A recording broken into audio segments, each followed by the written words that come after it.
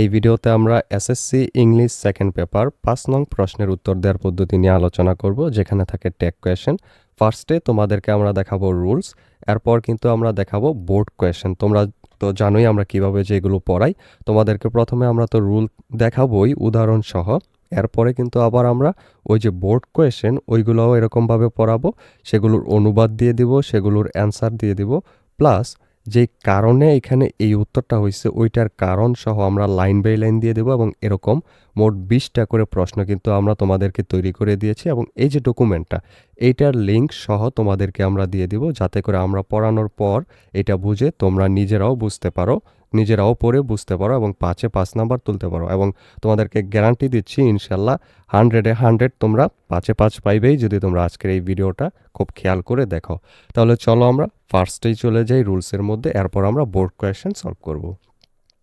প্রথম যেই রুলটা সেটা হলো বাক্য অ্যাফার্মেটিভ হলে ট্যাগ হবে নেগেটিভ, অর্থাৎ বাক্য যদি হ্যাবোধক হয় তাহলে ওইটার এই ট্যাগ কোয়েশ্চেনটা হবে নাবোধক। যেমন হি ইজ আ বয়, এটা আমরা করব কি ইজেন্ট হি, এই যে ইজের সাথে নট যুক্ত করব, তারপর হি দিব। কত সহজ দেখো, তোমরা যারা পারো 1 2 3 4 রুল 1 থেকে 10 পর্যন্ত তোমরা তো অবশ্যই এগুলো পারো, এগুলো পানিপাত তোমাদের জন্য। এরপরটা দেখো, বাক্য নেগেটিভ হলে ট্যাগ হবে অ্যাফার্মেটিভ। এখানে দেখো যেই বাক্যটা সেটা হলো শি ইজ নট টল, এখানে নট যুক্ত আছে না বাক্যটা, তো এবার আমরা নট সারা করব, তাহলে হবে কি ইজ শি। সিম্পল, নট থাকলে নট সারা করব, নট না থাকলে এখানে দেখো এটা আমরা নট যুক্ত করব, এতটুকুই কিন্তু নিয়ম। এরপর আই এম যদি থাকে, আই এম থাকলে ট্যাগে আরএন্ট আই বা এইন্ট আই হয়। তোমরা দুইটা থেকে একটা দিতে পারো, তবে আমি সাজেস্ট করব আরএন্ট আই দিবা, এটাই কিন্তু স্ট্যান্ডার্ড। এখানে যেই এক্সাম্পল সেটা হলো আই এম আই স্টুডেন্ট, তো এটাকে আমরা কি করব আরএন্ট আই করব, শেষে প্রশ্নবোধক চিহ্ন কিন্তু সবগুলো শেষে দিতে হবে, যেহেতু এটা হলো ট্যাগ কোয়েশ্চেন, মানে সবগুলোই কোয়েশ্চেন। এরপর অক্সিলিয়ারি না থাকলে, অর্থাৎ অ্যামিজার না থাকলে, এই যে বার্ব, ওই বার্বটা যদি প্রেজেন্ট হয় তাহলে আমাদের ব্যবহার করতে হবে ডোন্ট। যেমন দে প্লে ফুটবল, এখানে প্লে হলো মূল বার্বটা, তো এটার জন্য আমাদের ব্যবহার করতে হবে ডোন্ট, এরপর যে সাবজেক্ট আছে দে ওইটা। এরপর সাবজেক্ট থার্ড পারসন সিঙ্গুলার হলে, অর্থাৎ বার্বের সাথে যদি এস বা ইএস যুক্ত হয় তাহলে কিন্তু আমাদের ব্যবহার করতে হবে ডাজেন্ট। যেমন হি ওয়ার্কস হার্ড, এখানে এস যুক্ত বার্ব ওয়ার্কস, সেজন্য আমরা ব্যবহার করব ডাজেন্ট তারপর হি।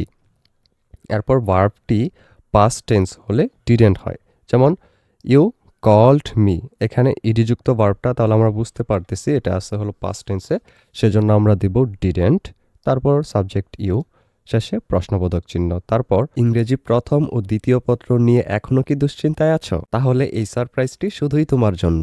আমি তোমাদের জন্য তৈরি করেছি এসএসসি ইংরেজি A+ গ্যারান্টি ডকুমেন্ট, যেখানে রাইটিং পার্টের এমন শর্টকাট আছে যে মাত্র একটি ফরম্যাট শিখেই তুমি যে কোনো প্যারাগ্রাফ, ইমেল, লেটার বা ডায়ালগ লিখে ফেলতে পারবে। সাথে থাকছে প্রতিটি গ্রামার রুলসের সহজ অর্থ ও উদাহরণ। সবচেয়ে বড় যে আকর্ষণটি সেটি হলো প্রতিটি টপিকের 20টি করে বোর্ড প্রশ্ন সমাধান, যেখানে আমি লাইন বাই লাইন অনুবাদ এবং কেন এই উত্তরটি হলো তার কারণ বুঝিয়ে দিয়েছি। এমনকি ইংরেজি প্রথম পত্রের প্যাসেজের ঠিক কোথা থেকে উত্তরটি হলো তাও মার্ক করে দেওয়া হয়েছে। 999 টাকার এই কোর্স অফার মূল্যে 2 পেপার একসাথে পাচ্ছ মাত্র 399 টাকায়। খেয়াল করে দেখো, কোনো স্যারের কাছে 1 মাস প্রাইভেট পড়লেও কমপক্ষে দিতে হবে 1000 টাকা, কিন্তু 1 মাসে তুমি স্যারের কাছে প্রাইভেট পড়ে এত মানুষের মাঝে কিছুই শিখতে পারবে না। কিন্তু আমার এই ডকুমেন্টটি মাত্র 399 টাকায় কিনলে ইংরেজির উভয় পত্রেই পাচ্ছ A+ এর গ্যারান্টি। তাই আর দেরি না করে এখনই স্ক্রিনে দেওয়া নাম্বারে বিকাশ বা নগদে 399 টাকা সেন্ড মানি করে এই নাম্বারেই হোয়াটসঅ্যাপে মেসেজ দাও, সাথে সাথেই তোমাকে ডকুমেন্টের লিঙ্ক দিয়ে দেওয়া হবে। নিশ্চিত A+ এর প্রস্তুতি শুরু হোক আজই। আরও বিস্তারিত জানতে ডেসক্রিপশনে দেওয়া লিঙ্কে ক্লিক করে পুরো ভিডিওটি দেখে নিতে পারো। এবার চলো ভিডিওতে ফেরা যাক। নেতিবাচক যে শব্দগুলো, সাধারণত এই শব্দগুলোকে নেতিবাচক ধরা হয়, অর্থাৎ নট যুক্ত শব্দ ধরা হয়। এই কারণে এগুলো যদি কোনো বাক্যে থাকে তাহলে ওইটাকে আমরা ট্যাগ কোয়েশ্চেন করতে গেলে নট ছাড়া করব। বা এই শব্দগুলো কি, সেগুলো হলো scarcely, barely, rarely, seldom, hardly, এরপর হলো নেভার। এই ওয়ার্ডগুলো তোমরা একটু খেয়াল রাখবে, মাত্র 6টা ওয়ার্ডই। এখান থেকে কিন্তু সবচেয়ে বেশি যেগুলো আসে সেগুলো হলো নেভার, এরপর হার্ডলি, এরপর স্কার্সলি, 3টা সবচেয়ে বেশি আসে। ওইগুলোও আসে, খুব কম আসে আর কি। দেখো এক্সাম্পলটা, ইট হার্ডলি রেইনস, তাহলে এখানে কিন্তু রেইন যেই শব্দটা ওইটা কিন্তু মূল ভার্বটা রেইন অর্থাৎ বৃষ্টি হওয়া বোঝাচ্ছে। এখানে কিন্তু এটা ভার্বটা এস যুক্ত। তাহলে কি দিতে হবে? ডাজ দিতে হবে। এরপর সাবজেক্ট ইট দিতে হবে। কেন আমরা ডাজেন্ট দিলাম না, নট কেন যুক্ত করলাম না এটার সাথে? কারণ হলো এই যে হার্ডলি নেগেটিভ একটা ওয়ার্ড রয়েছে, এটার অর্থ বোঝায় হলো তোমার কদাচিৎ। কদাচিৎ মানে হলো কোনো কিছু একদম না আর কি, নাই এরকম। ইট হার্ডলি রেন্স মানে কদাচিৎ বৃষ্টি, অর্থাৎ বৃষ্টি হয় না বললেই চলে। হয়তো একদম মাঝে মধ্যে হালকা ঝিরিঝিরি হয়, এটাকে আমরা বৃষ্টি হয় না বললেই পারি। এই কারণে এখানে না আমরা যুক্ত করিনি ট্যাগ কোয়েশ্চেনে। খেয়াল রাখবে এই ওয়ার্ডগুলো। এরপর এভরিবডি নোবডি থাকলে সাবজেক্ট হবে দে। যেমন এভরিবডি লাইকস হিম, এখানে ডোন্ট দিব আমরা, এরপর দে দিব। কেন? দেখো আমরা কিন্তু একটু আগে দেখে আসছি এস থাকলে কিন্তু ডাজেন্ট দিতে হয়, কিন্তু আমরা কিন্তু ডাজেন্ট এখানে দিতে পারবো না। কারণ হলো এভরিবডি নোবডি এই জাতীয় যেগুলো থাকে সবাইকে বোঝায়, সেগুলোর জন্য কিন্তু আমাদের দে ব্যবহার করতে হবে। এই যে আমরা রুলটা দেখলাম। আর দের সাথে কিন্তু ডাজেন্ট হয় না, হয় হলো ডোন্ট। সেজন্য আমাদের এখানে পরিবর্তন করে ডোন্ট ব্যবহার করতে হবে এবং দে ব্যবহার করতে হবে। এইটা খেয়াল রাখবে। এখানে কিন্তু অনেকেই ভুল করে, যাদের রুল নং 1 2 3 4 যারা অনেক পারে তারাও কিন্তু ভুল করে বসে। তারা এখানে এস আছে দেখে ডাজেন্ট ব্যবহার করে ফেলে। কিন্তু খেয়াল রাখতে হবে এভরিবডি যেই সাবজেক্টটা, ওই সাবজেক্টটা কি, কারণ আমাদের তো সাবজেক্ট অনুযায়ী এখানে বসবে, তাই না? ওইটা অনুযায়ী কিন্তু আমাদের ট্যাগটা করতে হবে, ঠিক আছে? এরপর দেখো বস্তুবাচক কিছু বোঝালে সাবজেক্ট হবে ইট, অর্থাৎ নাথিং সামথিং এগুলো যদি বোঝায় তাহলে কিন্তু ইট হবে সাবজেক্ট। যেমন নাথিং ইজ ইম্পসিবল, এখানে ইজ দিব ভার্ব, তারপর নাথিং এর জন্য ইট দিব। এখানে নাথিং তো নো যুক্ত, এই কারণে কিন্তু ইজেন্ট নট যুক্ত করি নেই, শুধু ইজ ইট দিলেই এটা হয়ে যাবে। এরপর যদি লেটস অথবা লেট আস থাকে তাহলে সব সময় লেটস বা লেটাস থাকলেই অলওয়েজ শ্যালুই ব্যবহার করবা, ঠিক আছে? এখানে কিন্তু কোনো মিস নাই। লেটস থাকলেই তুমি যেখানে দেখবা লেটস অথবা লেটাস সরাসরি শ্যালুই ব্যবহার করে দিবা, তাহলে হয়ে গেল এটার অ্যান্সার। এই যে দেখো লেটস গো আউট শ্যালুই, শেষ, প্রশ্নবোধক চিহ্ন দিয়ে দিবে। এরপর যদি শুধু লেট থাকে তাহলে কিন্তু আমাদের ওইটার জন্য ব্যবহার করতে হবে উইল। দেখো নিয়ম কিন্তু একই, লেটস বা লেটাস থাকলে শ্যালুই, আর শুধু যদি লেট থাকে তাহলে উইল ইউ, এতটুকুই নিয়ম। এই যে এখানে আছে let me do, just will you ব্যবহার করবা, শেষ। এরপর ইম্পেরাটিভ বাক্য যদি থাকে, ইম্পেরাটিভ মানে হলো আদেশ অথবা অনুরোধ বোঝাবে, এরকম কিছু একটা বোঝাবে। তো ওই ক্ষেত্রে কিন্তু আমরা উইল ইউ ব্যবহার করবো। আর এটা কিভাবে চিনবো হলো ওইটা প্রথমে ভার্ব দিয়ে শুরু হবে। খেয়াল করো, প্রথমে ভার্ব দিয়ে শুরু হবে। আমরা কিন্তু জানি যে সাধারণত সাবজেক্ট তারপর ভার্ব আসে, কিন্তু ওইখানে ভার্বটাই প্রথম বসবে। যেমন বলতেছে ওপেন দ্য ডোর, এখানে ওপেন মানে খোলা, খোলা একটা ভার্ব মানে দরজাটা খোলো, কাউকে তুমি আদেশ করতেছো এরকম। তো এই ক্ষেত্রে আমরা কি লিখবো? এটার জন্য উইল ইউ অলওয়েজ, এরকম ইম্পারেটিভ বাক্য থাকলেই আমরা উইল ইউ ব্যবহার করে দিব।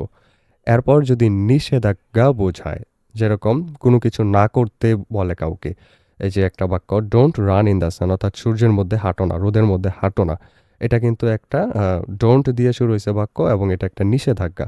সেজন্য আমরা এখানে উইল ইউ ব্যবহার করব। এরকম ডোন্ট দিয়ে শুরু হলে অলওয়েজ তোমরা উইল ইউ ব্যবহার করবা, কারণ এখানে কোনো কিছু একটা না করতে বলবে, নিষেধাজ্ঞা বোঝাবে। এরপর যদি দেয়ার থাকে তাহলে কিন্তু সাবজেক্টে দেয়ারই বসে। যেমন দেয়ার ইজ আ স্কুল, এখানে দেয়ারের জন্য আমরা দেয়ারই দিব, আর ইজের জন্য ইজেন্ট, তাহলে ইজেন্ট দেয়ার। আর আরেকটা যেটা বিষয় সেটা হলো যদি পুরুষবাচক কোনো নাম বোঝায় তাহলে অলওয়েজ আমরা হি দিব, যদি নারীবাচক বোঝায় তাহলে সি দিব, বস্তুবাচক বোঝাইলেই ইট দেব। এবার চলো আমরা কিছু অক্সিলিয়ারি ভার্বের কন্ট্রাকশন ফর্ম দেখে নিই। কন্ট্রাকশন ফর্ম মানে হলো যেই ফর্মে আমাদের কিন্তু ট্যাগ কোয়েশনে ব্যবহার করা হয়। যেমন এম নটের জন্য কি হয়? আরেন্ট আই হয়, এটা কিন্তু আমরা দেখেছি। ইজ নটের জন্য হয় ইজেন্ট, আর নটের জন্য হয় আরেন্ট। এরপর ওয়াজ নটের জন্য হয় ওয়াজেন্ট, তারপর ওয়ার নটের জন্য হয় ওয়ারেন্ট, এরপর ডো নটের জন্য ডোন্ট, ডাজ নট হলো ডাজেন্ট, ডিড নট হলো didn't, have not haven't, has not হয় হ্যাজেন্ট এবং হ্যাড নট হয় হ্যাডেন্ট। জাস্ট এই ওয়ার্ডগুলোর সাথে অ্যান অ্যাপোস্ট্রফিটি ওটা উঠিয়ে ওয়ের জায়গায় শুধু অ্যাপোস্ট্রফিটি দিয়ে এক করে দিলেই কিন্তু এটা ট্যাগ হয়ে যায়। এরপর আমরা দেখব কয়েকটা অক্সিলিয়ারি ভার্ব যেগুলো আছে মোডাল অক্সিলিয়ারি, ওইগুলোর, যেমন উইল নট, এখানে কিন্তু উইল নটটা আমাদের খুব ভালো করে খেয়াল রাখতে হবে। এগুলো কিন্তু মোডাল অক্সিলিয়ারি। উইল নট হবে ওন্ট, এটা বিশেষভাবে মনে রাখবে। Will not won't, shall not shan't. আবার বলি, শ্যাল নট শান্ট আর উইল নট ওন্ট, এই দুইটা খেয়াল রাখবে, এই দুইটাই একটু কঠিন। এরপর বাকিগুলো সহজ। ক্যান নট থাকলে শুধু কান্ট, তারপর কুড নট থাকলে কুডেন্ট, মে নট থাকলে মেয়েন্ট, ওই আগেরগুলোর মতোই আর কি। মাইট নট থাকলে মাইটেন্ট, এরপর মাস নট থাকলে মাসেন্ট, এগুলো একই, জাস্ট ওটার জায়গায় অ্যাপোস্ট্রফি বসিয়ে দিলেই হয়। শুড নটের জায়গায় শুডেন্ট, উড নটের জায়গায় উডেন্ট, আউট নট টু এর জায়গায় আউটেন্ট, ইউজড নট টু এখানে ইউজডেন্ট, আবার ডিডেন্টও ব্যবহার করতে পারি আমরা চাইলে। তারপর নিড নট নিডেন্ট, ডেয়ার নট ডেয়ারেন্ট, এগুলো অনেক কম আসে। উপরে যেগুলো পড়াইছি ওইগুলোই বেশি আসছে এখান থেকে, যেমন will not, shall not, won't, shunt এগুলো। আর উপরে এই যে এই কয়টাই সবচেয়ে বেশি আসে। এইবার পরবর্তীতে দেখি আমাদের কি আছে। কয়েকটা জিনিস মনে রাখার বিষয় আছে, যেমন 1 নম্বরে ট্যাগ কোয়েশ্চেনের শেষে সব সময় প্রশ্নবোধক চিহ্ন দিতেই হবে, বাধ্যতামূলক। এটা তোমাকে দিতেই হবে, না হলে কিন্তু নাম্বার দিবে না। ট্যাগ কোয়েশ্চেন মানেই প্রশ্ন করা মানেই শেষে কিন্তু চিহ্ন লাগবে। দ্বিতীয়ত, ট্যাগে সবসময় ভার্বের কন্ট্রাক্টেড ফর্ম বা সংক্ষিপ্ত রূপ ব্যবহার করতে হয়, যেমন ইজ নট না লিখে আমাদের ইজেন্ট লিখতে হবে, তাই না? এটা খেয়াল রাখতে হবে। তৃতীয়ত, আই এম থাকলে ট্যাগ হবে আর এন্ড আই অথবা এইটাই। এই তিনটাই মনে রাখার মতো জিনিস, আর কোনো কিছু মনে রাখার মতো জিনিস নেই। তোমরা যেটা ভুল করে থাকো সেটা হলো প্রথমটাই, প্রশ্নবোধক চিহ্ন দিতে অনেকে ভুলে যাও, এই কারণে কিন্তু নাম্বার দেওয়া হয় না। নাম্বার কিন্তু দিবে না, কারণ প্রশ্নবোধক চিহ্ন দিতেই হবে যেহেতু প্রশ্ন। এবার চলো আমরা বোর্ড কোয়েশ্চেনে চলে যাই। ফার্স্ট যেই বোর্ডটা আছে সেটা হলো 2024 ঢাকা বোর্ড। প্রথম যেই লাইন সেটা হলো many people hanker after money. আমাদের শুধুমাত্র 2টা কাজ। ফার্স্টে হলো সাবজেক্ট খুঁজে বের করা, সেকেন্ড হলো ভার্ব খুঁজে বের করা। আর কিছু আমরা এই পুরো বাক্য থেকে কিচ্ছু খুঁজব না, জাস্ট সাবজেক্ট এবং ভার্ব। এখানে দেখো তো সাবজেক্ট কি, পিপল, মেনি পিপল, অনেক মানুষ, এটা সাবজেক্ট। তাহলে অনেক মানুষ হলে সেটার জন্য আমরা দিয়ে দিব, এটা তো আমরা জানি। আর হ্যাঙ্কার হলো ভার্ব, তো হ্যাঙ্কার যেহেতু ভার্ব, এটা আছে প্রেজেন্ট ফর্মে, তাই না? সেই জন্য আমরা দেব ডোন্ট, আর সাবজেক্ট দেব দে। শেষ এটাই, প্রশ্নবোধক চিহ্ন দিয়ে দেব। এটাই কিন্তু অ্যান্সার। এখানে দেখো আমরা কত সুন্দর করে কারণটা দিয়ে দিয়েছি। মূল বাক্যটি অ্যাফার্মেটিভ এবং ভার্বটি প্রেজেন্ট ইনডেফিনিট, যেমন হ্যাঙ্কার, এই ভার্বটা প্রেজেন্ট ইনডেফিনিটে আছে। মেনি পিপলের পরিবর্তে প্রোনাউন হিসেবে দে বসেছে। শেষ, এতটুকুই। এরপর দ্বিতীয়টা, but money is not as valuable as morality. কিন্তু টাকা নৈতিকতার মতো মূল্যবান নয়। এর আগেরটা ছিল অনেক মানুষ টাকার পেছনে ছোটে। তোমরা এগুলো চাইলে পড়তে পারো, অথবা এগুলো চাইলে ছেড়েও দিতে পারো, কি দরকার, আমরা শুধু ভার্ব আর সাবজেক্ট দেখে করে ফেলবো, শেষ। তো এখানে ভার্বটা হলো ইজ, সাবজেক্টটা হলো মানি। তো মানিকে কিন্তু অগণিত যেহেতু, এই কারণে এটার জন্য ইট ব্যবহার করতে হয় বস্তুবাচক হিসেবে, ইট। টাকা কিন্তু গোনা যায় না, তাই না? টাকা আমরা বুঝি যে গণা যায়, কিন্তু টাকাকে আনকাউন্টেবল নাউন ধরা হয়, যেটা গণা যায় না, কারণ প্রতি সেকেন্ডে সেটার মান উঠানামা করে। সেজন্য এটার আসল মানটা কখনোই পাওয়া যায় না, যার জন্য এটার জন্য ইট ব্যবহার করা হয় অলওয়েজ। তো এখানে আমরা ব্যবহার করব ইজ, ইট মানের জন্য ইট। নট যেহেতু আছে তাই আমরা কিন্তু এখানে নট ব্যবহার করিনি, কারণেও লিখে দিয়েছি বাক্যটি নেগেটিভ, ইজ নট যুক্ত, তাই ট্যাগ হবে অ্যাফার্মেটিভ অর্থাৎ হ্যাবোধক। আর মানি একটি বস্তু, তাই সাবজেক্ট ইট হয়েছে, অ্যান্সার হয়ে গেল। তারপর লেটাস, আর কিছু দেখব না, লেটাস থাকলেই শ্যালুই, এটা বলে দিয়েছি এর আগেই, লেটাস মানে শ্যালুই, আর কিছুই না।